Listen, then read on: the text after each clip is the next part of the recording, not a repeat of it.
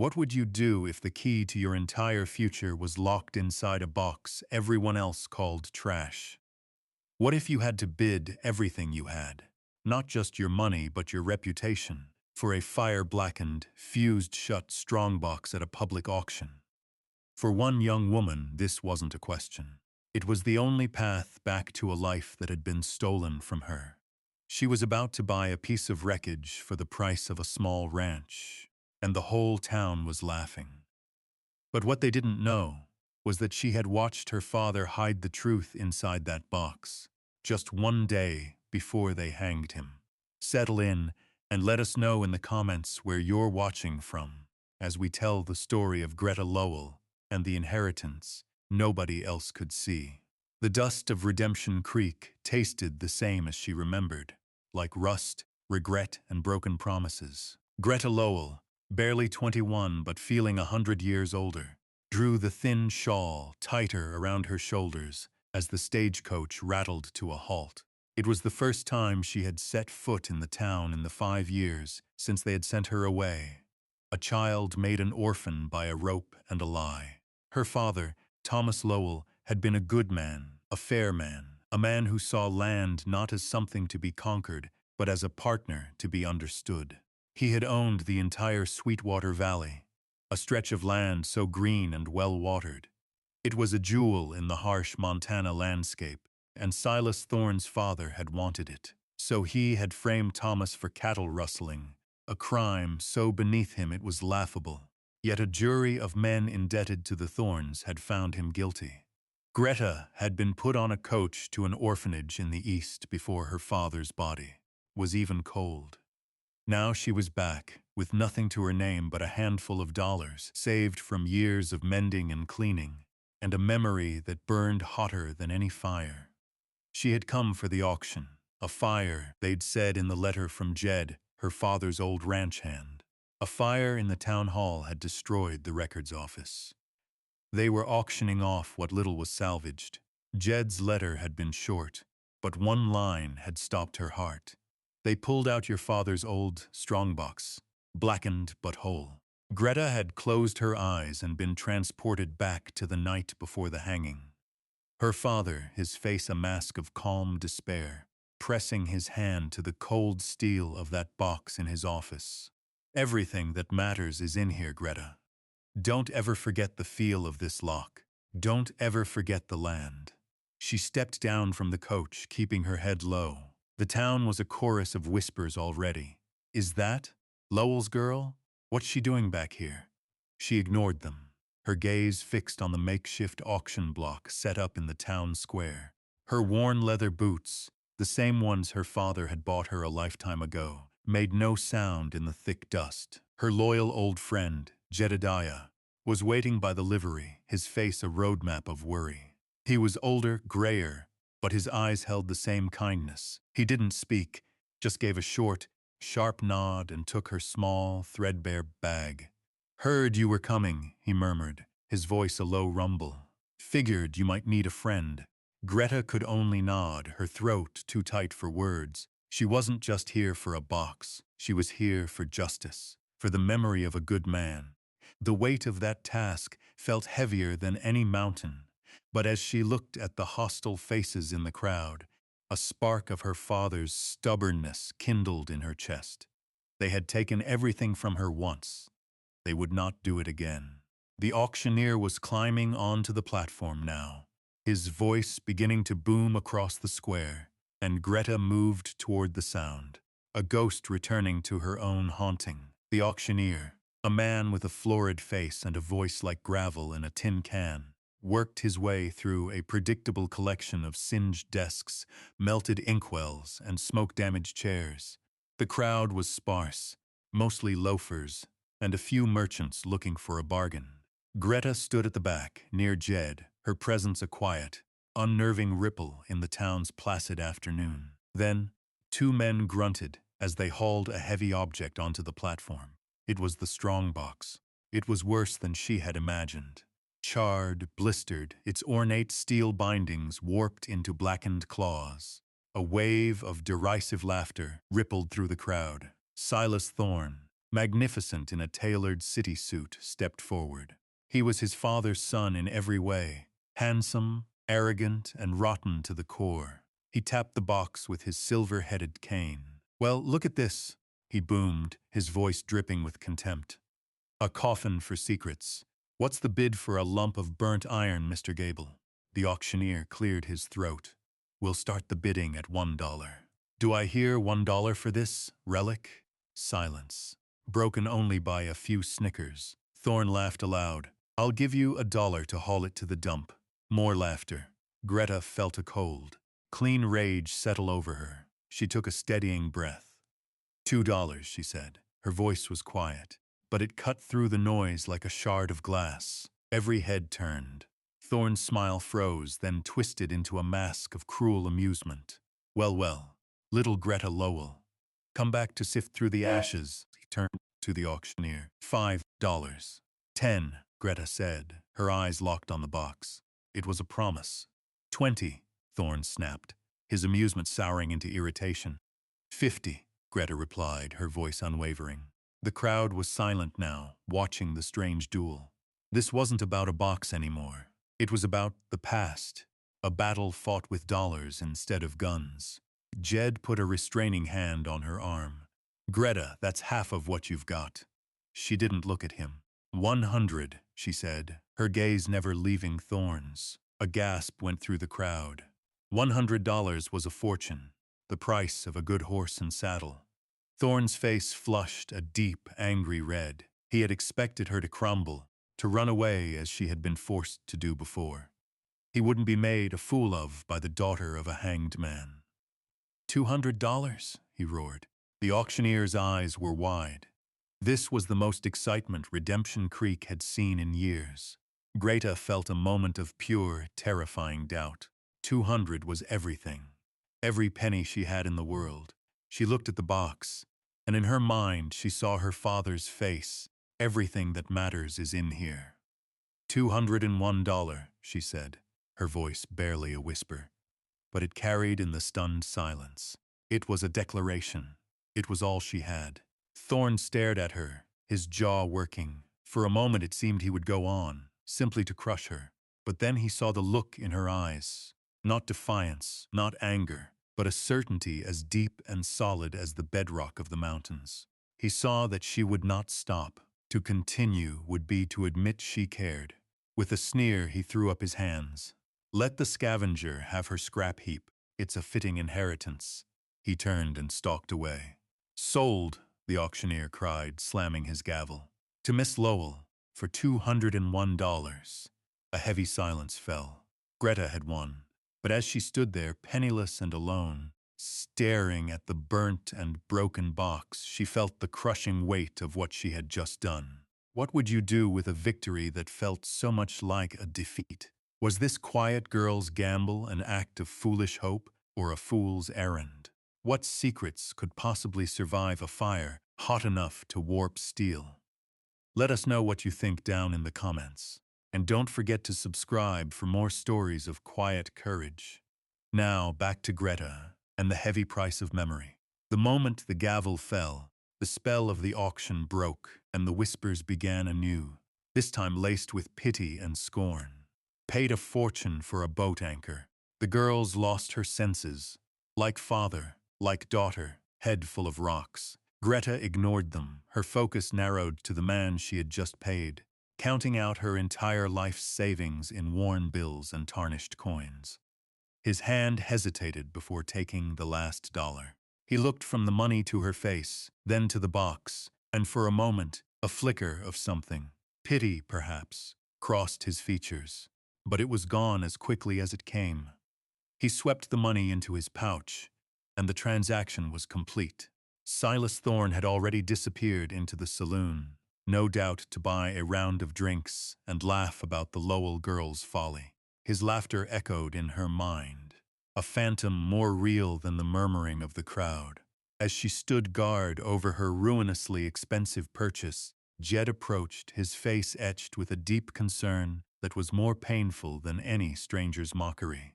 "Greta," he began, his voice low and gentle, "what have you done?" "I've done what I had to, Jed. she replied, her own voice sounding distant to her ears. She ran a hand over the rough, blistered surface of the box.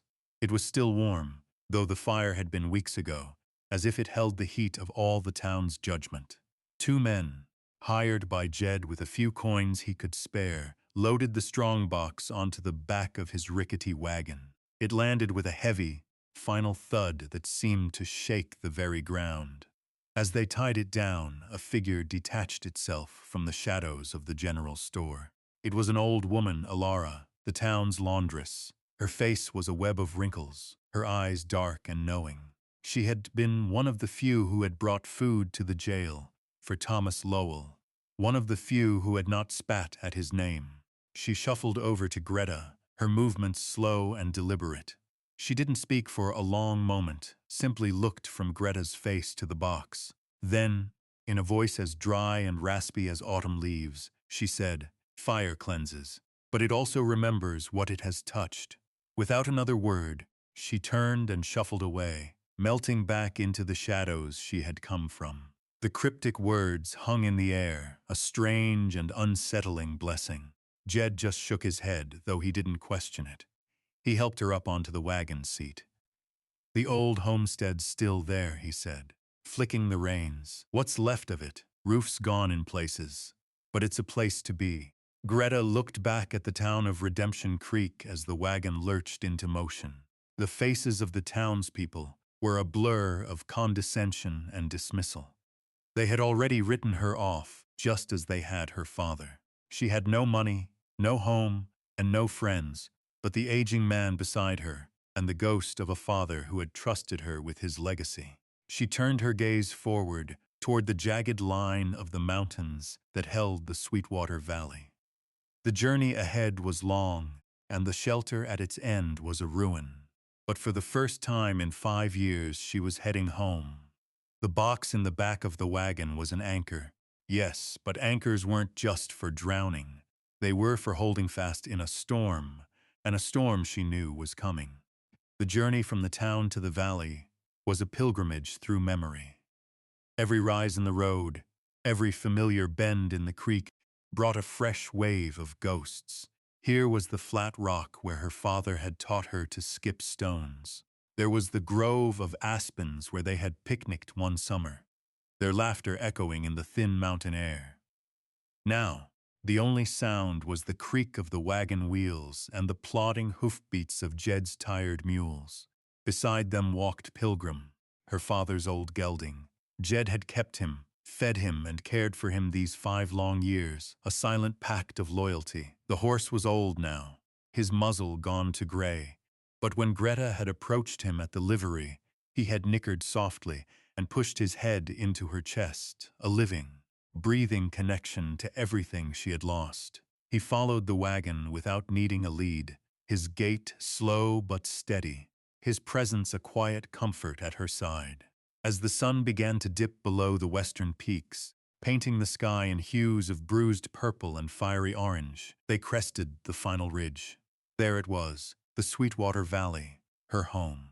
It was as beautiful and as heartbreaking as she remembered. A long, green finger of meadow and forest tucked into the embrace of the mountains. But the heart of it, the Lowell homestead, was a scar.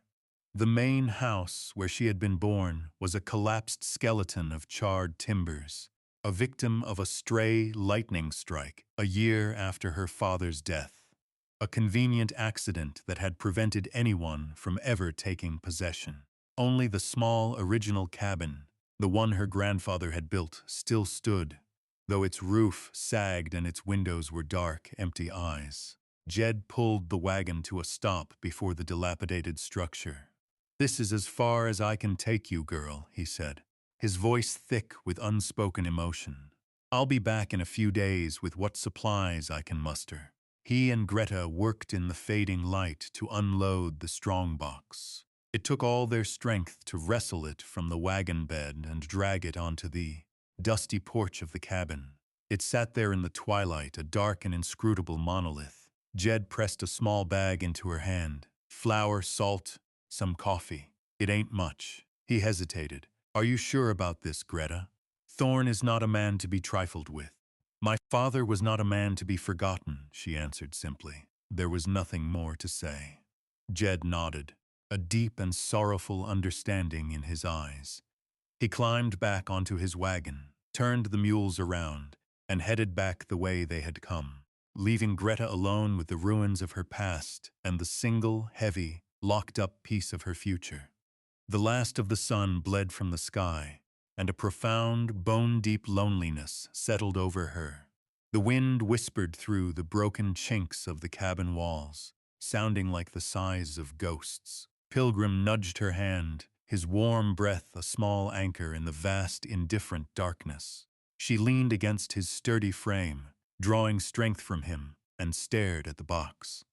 It seemed to absorb the moonlight, giving nothing back. That night, she didn't even try to go inside the cabin. She rolled out her bedroll on the porch, a few feet from the box, with her father's horse as her only watchman. Sleep would not come, she would keep vigil. The first light of dawn was a thin, gray wash that made the valley look like a world of ghosts. Greta rose stiffly from her bedroll, every bone aching with a weariness that was more than physical. Pilgrim whickered softly, his breath plumbing in the chill morning air. Her first act was one of her father's rituals. She walked to the creek, splashed the icy water on her face, and watched the sun crest the eastern ridge. The land was still here. That was the first truth. It had endured, and so would she.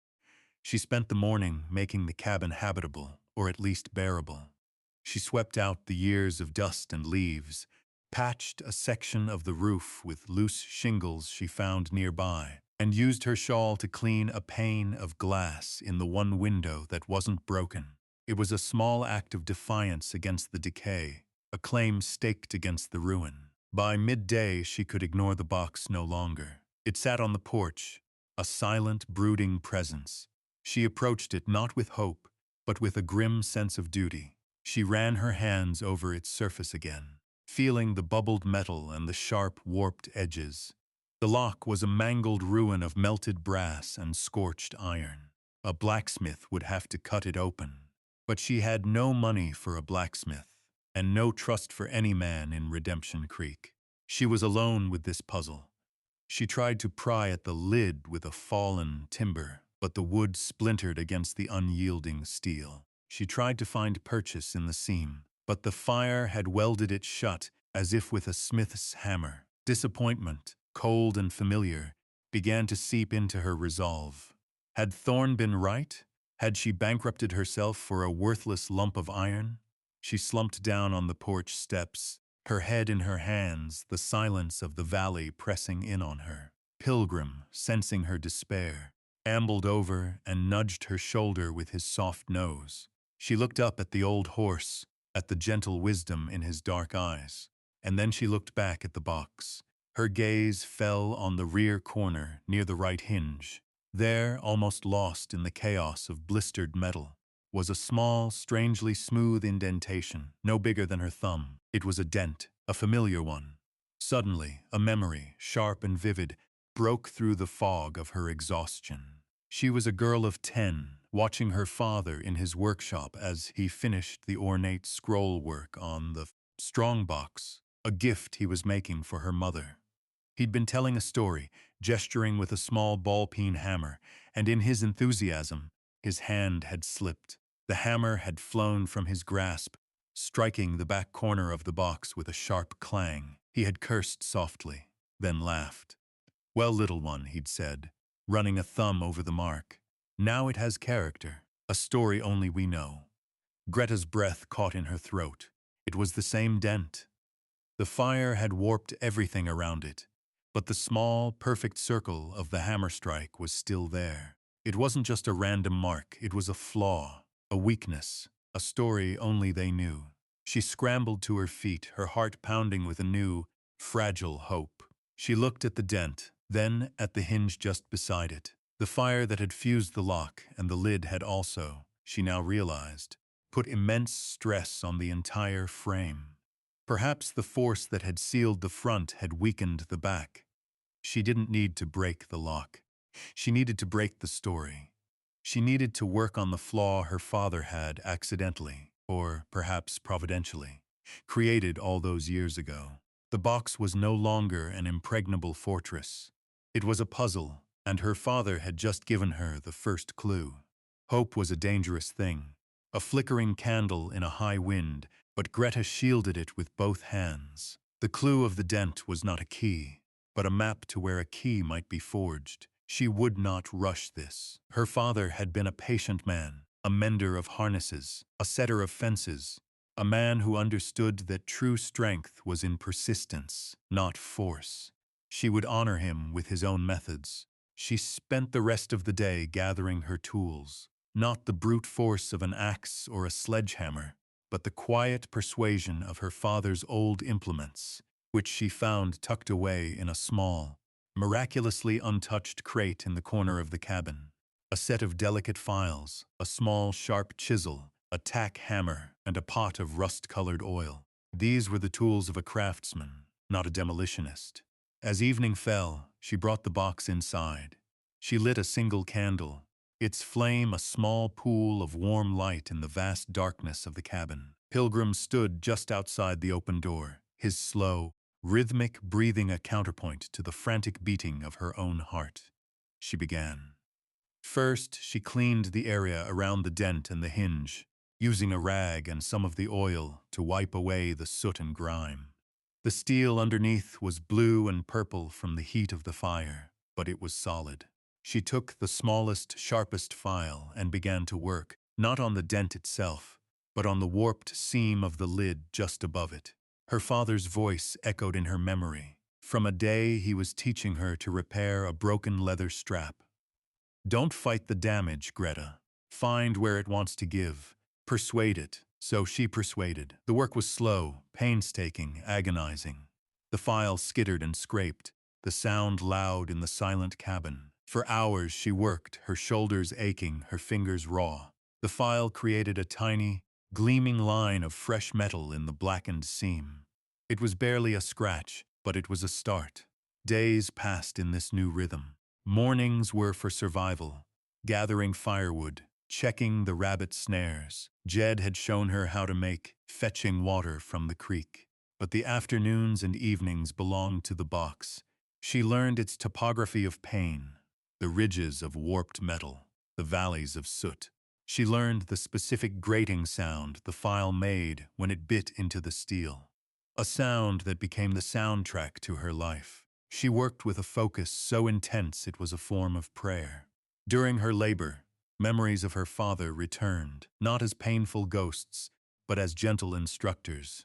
She remembered him fixing her childhood doll, his large, calloused hands impossibly gentle. She remembered him explaining how the grain of wood dictates the path of the saw. Each memory was a lesson in patience, in care, in looking for the hidden structure of things. She wasn't just filing down a piece of metal. She was tracing the lines of her father's character, learning his wisdom through her own hands. The labor transformed her. The soft hands of an orphan were becoming the calloused, capable hands of a homesteader. The grief in her heart was being slowly, painstakingly filed away, replaced by a steely resolve. She was not just opening a box, she was reforging herself. One evening, a week after she had started, something changed. She was working the chisel into the tiny groove she had created, tapping it gently with the small hammer. Instead of the dull, resistant thud she had grown used to, the tap produced a new sound, a faint, resonant ping. A vibration ran through the box and up the chisel into her hand. She froze, her breath held tight in her chest. She tapped it again, a little harder. Ping. The seam, which for days had been an unyielding line of black, now showed a hairline crack, a sliver of darkness deeper than the surrounding soot. It was giving. The persuasion was working. Pilgrim, sensing the shift in her energy, took a step into the cabin, his head lowered, and let out a soft, low nicker. It was as if he, too, understood that a threshold was about to be crossed. She laid down her tools, her hands trembling. Not tonight. This final step required daylight, and a courage she needed to gather from the sun. But as she lay in her bedroll, staring into the darkness. She knew. The box was ready to speak, and she was ready to listen. The next morning, Greta did not go to the creek. She did not check her snares. She awoke with the sun, a cold knot of anticipation in her stomach, and went straight to the box. She carried it out onto the porch, into the clear, honest light of day. Pilgrim stood close, a silent, steady witness. She took a deep breath, the crisp mountain air doing little to calm the frantic pulse in her throat. She picked up the chisel and the hammer. Her hands were steady now. She placed the tip of the chisel precisely into the hairline crack she had made the night before. She looked at the mountains, her father's mountains, and offered a silent prayer. Then, with a single firm and deliberate strike, she drove the chisel home. There was no loud crack, no explosion of force. Instead, a deep, groaning sigh, like a man waking from a long and troubled sleep. The sound of metal, tortured by fire and then by grief, finally surrendering. The lid, held fast for 5 years by flame and malice, shifted. A dark line appeared along the back edge, widening as the warped hinge finally gave way. Hope, fierce and terrifying, surged through her. She set aside the tools and placed her raw, scraped fingers into the gap. The metal was still sharp, but she barely felt it. She pulled. The lid resisted, then groaned again, and slowly, inch by painful inch, it opened. It screeched in protest, a final cry of defiance before falling back with a heavy clang against the porch floorboards. For a long moment, Greta could only stare, breathless. The inside of the box was a landscape of black. A thick layer of soot and ash coated everything. It smelled of ruin. The fear that it had all been for nothing, that the fire had taken the contents as it had taken the exterior, washed over her. But then she saw it. Nestled in the center, protected by the sheer thickness of the steel walls, was a shape. An oilskin-wrapped package, singed at the edges but miraculously intact. With trembling hands, she reached in and lifted it out. It was heavy, substantial. The oilskin was brittle and cracked in places, but it had done its job. It had protected what lay within. She carefully unwrapped the layers. The oilskin gave way to a thick leather satchel, her father's satchel. She recognized the tooling on the flap, a simple pattern of a winding river. The Sweetwater. Her fingers fumbled with the buckle, her heart hammering against her ribs. She lifted the flap. Inside, resting on top, was a sheaf of papers, tied with a simple string. The edges were browned, but the script was clear. The deeds, the official, county-stamped deeds to the 2,000 acres of the Sweetwater Valley in the name of Thomas Lowell. Tears welled in her eyes, blurring the ink. He had saved them. He had protected them for her. But as the tears fell, she saw that there was something else beneath the deeds. A small, cloth-bound book, a ledger. She lifted it out. It was her father's hand, but it wasn't a record of cattle or grain. The first pages detailed loans, small personal loans made to nearly half the families in Redemption Creek. Loans for seed, for medicine, for a new roof. Next to each entry, in her father's neat script, was the word forgiven. But as she turned the pages, the entries changed. They became a meticulous record of Silas Thorne's father, of his predatory lending, his threats, his consolidation of power. And on the very last page, a folded piece of paper fell out. It was not in her father's hand. It was a confession, signed by a drifter named Abel Marsh, detailing how Silas Thorne Sr. had paid him $50 and a bottle of whiskey to move a dozen of Thorne's own cattle onto Lowell land, and then to testify that he had seen Thomas Lowell do it. It was the truth, all of it. The proof of her father's innocence and the map of Thorne's guilt. The box had not held an inheritance of land. It held an inheritance of justice. The discovery of the ledger left Greta in a state of suspended animation. She sat on the porch as the sun climbed the sky, the deeds in one hand, the proof of her father's honor in the other. The land was hers, the truth was hers, but what to do with it? Riding into Redemption Creek and brandishing the papers felt wrong, a hollow and theatrical gesture. The town had condemned her father on whispers and lies. They would not be convinced by paper and ink alone. Justice, she was beginning to understand, was not a document. It was something you built like a cabin or a reputation. As she sat pondering this, the sky, which had been a brilliant, cloudless blue, began to change. A strange, bruised grayness gathered over the western peaks, and the wind, which had been a gentle whisper, picked up a sudden mournful howl. A storm was coming, not just a squall, but the kind of early winter blizzard that could trap a man and kill him 100 yards from his own door. She hurried to prepare, her new purpose overriding her turmoil. She brought Pilgrim into the relative shelter of the cabin. A breach of etiquette for any other horse, but he was family. She secured the patched roof, stuffed rags into the cracks in the walls, and built up the fire. The ledger and deeds she wrapped carefully and placed back inside the now open strongbox, a new kind of sanctuary. The snow began as fat, wet flakes, but within an hour, it was a blinding, horizontal torrent. The world outside the cabin window dissolved into a churning vortex of white. It was in the heart of this maelstrom that she heard it, a faint cry, almost swallowed by the wind. She froze, listening. It came again, closer this time, a desperate shout. Someone was out there. Without a second thought, she grabbed her father's heavy coat from a peg, lit a lantern, and tied a rope from the porch rail to her waist. To go out was madness. To do nothing was impossible. She plunged into the blizzard, the lantern a feeble sphere of light in the overwhelming chaos. She followed the voice, leaning into the wind, until she stumbled upon them. A family, a man and a woman and 2 small children, huddled against their broken-down wagon, their faces numb with cold and terror. They were immigrants, their German accents thick as they stammered their story. Their axle had broken. They were lost. Greta wasted no time. She led them back, a lifeline of quiet competence in the storm. She brought them into the warmth of the cabin, sat them by the fire, and wrapped the shivering children in her own blankets. The father, a man named Klaus, looked at her with dawning wonder, his family safe in the home of a stranger. Just as a semblance of peace settled in the small cabin, another sound came from the storm. Not a cry for help, but an angry shout, followed by the heavy thud of a fist on the cabin door. "Lowell, I know you're in here. Open this door." It was Silas Thorne.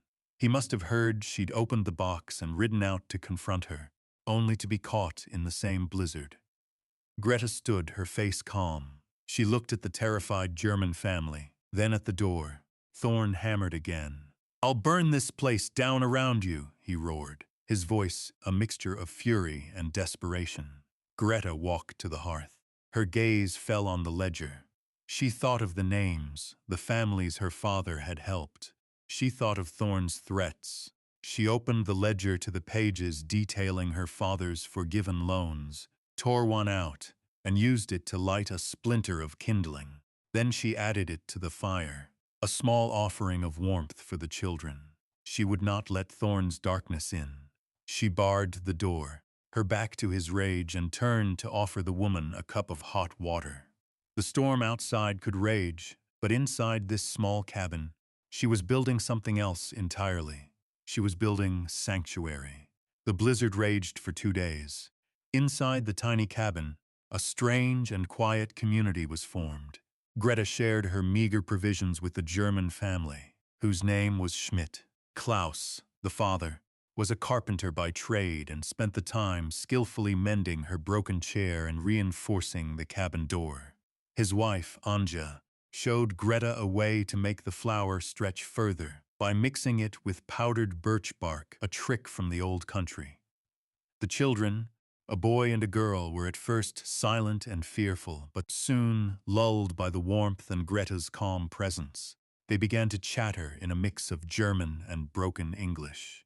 Thorne's angry shouts had long since been silenced by the storm. He had either given up and turned back, or the blizzard had claimed him. Greta found she did not care which. Her focus was on the life within the 4 walls of the cabin, not the hate outside. When the storm finally broke on the 3rd morning, The world was transformed. It was a silent, pristine landscape of blinding white, the sun sparkling on a thick blanket of unbroken snow. The air was clean, cold, and new. Klaus Schmidt looked out the door, his eyes wide with wonder at the beauty and the lingering terror of the storm. "You saved us," he said to Greta, his voice thick with emotion. "We would have died out there." "You would have done the same," Greta replied simply. It was not a question. It was a statement of fact about the nature of decency. Klaus insisted on leaving as soon as a path could be cleared. "I must tell the people in the town," he said. "They must know what you did. They must know there is a good woman in this valley." He did not know the half of it, but Greta simply nodded. She sent him with directions and a small parcel of food for the journey. A week later, just as the snow had melted enough to make the road passable again, a buggy appeared in the valley. It was not Jed this time. It was Mr. Abernathy, the county clerk from the capital, a man known for his meticulous nature and unwavering honesty. Jed sat beside him, looking immensely pleased with himself.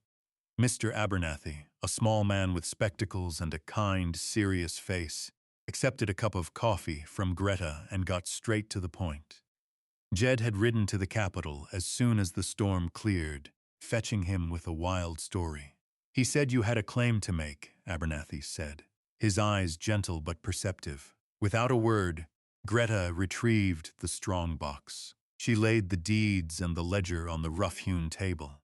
Abernathy spent the next hour poring over the documents in complete silence, occasionally letting out a small or adjusting his spectacles. He compared the deeds to the plat maps he had brought. He read every entry in the ledger. He examined Abel Marsh's signed confession under a magnifying glass. Finally, he looked up, his expression unreadable. He removed his spectacles and polished them carefully. "These deeds are impeccably in order," he announced. "And this ledger, this is more than a record of accounts. This is a testament of character." He tapped the confession. "And this is a key." The three of them rode into Redemption Creek the next day. Abernathy had requested a public meeting at the saloon. The whole town turned out, buzzing with curiosity. Silas Thorne was there, his face still showing the signs of frostbite from his ordeal in the storm, his arrogance replaced by a sullen, wary silence. Abernathy stood on a crate and in his calm, clear voice laid out the facts. He spoke of the legal validity of the Lowell deeds. He spoke of the contents of the ledger, reading aloud not the debts, but the record of her father's forgiveness. He did not accuse Thorne directly. He simply held up the confession and said, "The truth, it seems, has a way of enduring even through fire." A profound silence fell over the saloon. The townspeople looked at Thorne, then at Greta. They were not looking at the daughter of a hanged criminal anymore. They were looking at the rightful owner of the Sweetwater Valley, a woman who had faced down storms both natural and human, and had emerged, not with vengeance, but with quiet, unshakable dignity. The town's memory, so long poisoned by a lie, was beginning to heal. The seasons turned. Spring came to the Sweetwater Valley, and with it, new life. The snow melted, feeding the creek until it ran full and fast, and the meadows erupted in a riot of green grass and wildflowers. The valley was waking up, and so was the Lowell homestead. Klaus Schmidt, true to his word, returned with his family. He brought with him 2 other German families, all of them good, hard-working people who had been drawn by the promise of a place where a person's character mattered more than their name. They had come not as tenants, but as partners. Greta had offered them each a parcel of land in exchange for their help in rebuilding. They raised a new barn first, a symbol of community effort, its unpainted timbers smelling of pine and promise. Then, together, they began to build a new house for Greta, on the foundations of the old one. Silas Thorne was a changed man, humbled by the storm, silenced by the truth, and shunned by the very town he had sought to control. He had become a ghost in his own life. He did not flee. Instead, he remained a quiet, solitary figure. One day he rode out to the valley. Greta saw him coming from a distance and met him by the creek. He didn't dismount. He looked at the new barn, at the people working together in the fields.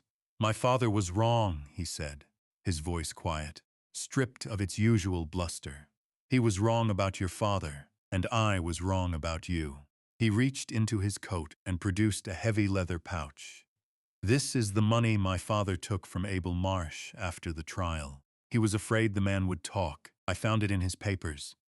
He tossed the bag to the ground. It landed with a soft thud. "It's yours, a debt repaid." He turned his horse and rode away without another word. Greta did not pick up the money. She left it there for the rain to wash clean.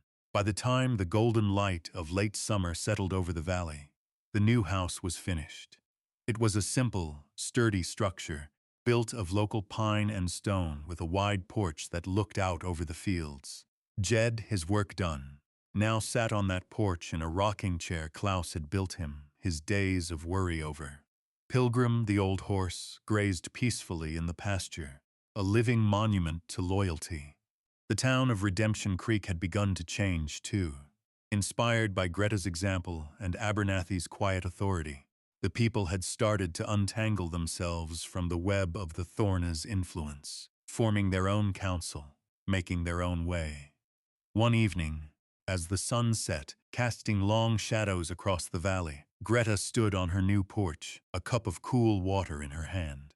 Klaus' children were chasing fireflies in the yard, their laughter mingling with the sound of the crickets. She looked out at the land, at the home, at the community she had nurtured from the ashes of her past. She had the deeds, she had the land, but she understood now what the box had truly held. She placed a hand on the smooth, planed wood of the porch, railing her new friends had built. "He didn't leave me land," she murmured to the quiet evening. "He left me a truth to tend." And with those quiet words, a legacy of shame was transformed into a future of grace. Thank you for joining us for this story of endurance and quiet vindication. If you were moved by Greta's journey, please take a moment to like this video and leave a comment below. Don't forget to subscribe so you won't miss our next story of hidden histories and unexpected heroes. Until then, may you always look for the truth hidden beneath the surface.